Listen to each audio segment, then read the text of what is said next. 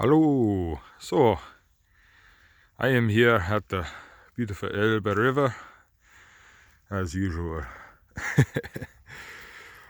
And I just thought I would share some thoughts that I had while I was here looking at the river. Made me think of the river from the mythology Ifingr or Ifing. And this river means doubt, the river of doubt. And it is the river that separates the realms of gods and mankind, Midgard. And well, I was thinking about the actual name Ifing. It means doubt, and I think back to, the Saxon dialect. Well, they call it a Low German dialect. I hate the term Low German. It's fucking Saxon language, but they call it Low German now. But in the Saxon dialect that my family spoke, and I'm not sure if in Old Saxon also, but I'd assume so, because all the Low German languages are direct descendants of Old Saxon. And so we say, for the word doubt or uncertainty, we say if, if, if. And in Old High German, I believe it was the same word, if. And it means to be uncertain, to be doubtful. And another interesting thing that popped in my mind from when I was working in Canada, and you would be in the oil fields and be a muddy road or a road full of snow or something up north, and you'd have the work truck and you weren't certain if you should drive your truck down that road, if you're going to get stuck or whatever, right?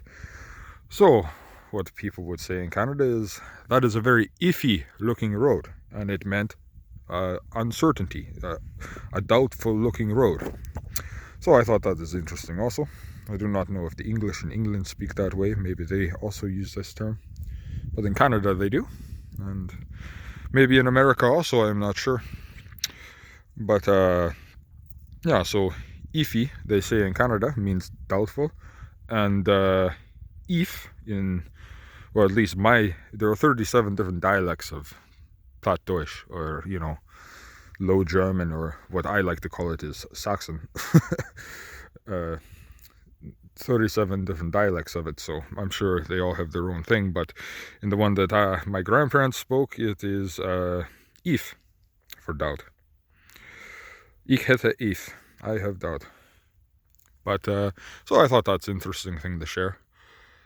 And also the Rainbow Bridge, right? Bifrost Bridge is made of 3 elements, and it goes over the river of doubt to connect the worlds of men and the gods. So that's telling you that you use the elements to connect the worlds, to connect with the gods, right? And the gods are all parts of you, so you are connecting with yourself when you do ritual using the elements. You are connecting with the gods, connecting with yourself, because we are the same. The gods are us, and we are the gods. And the gods are also their own, and we are also our own. Might be difficult to understand for a modern person, but to me, I understand it, and to our ancestors, they understood it. And also, so the Bifrost Bridge is only made up of 3 of the 5 elements, and the reason for that is because Earth is only here on Midgard. It is the element for Midgard, working with the gods from Midgard. And then the other element that it is not is atom or aether or wood, the life energy element. And that is because Thunar is the life energy element. And fire, air, and water are the elements that make up the Bifrost Bridge.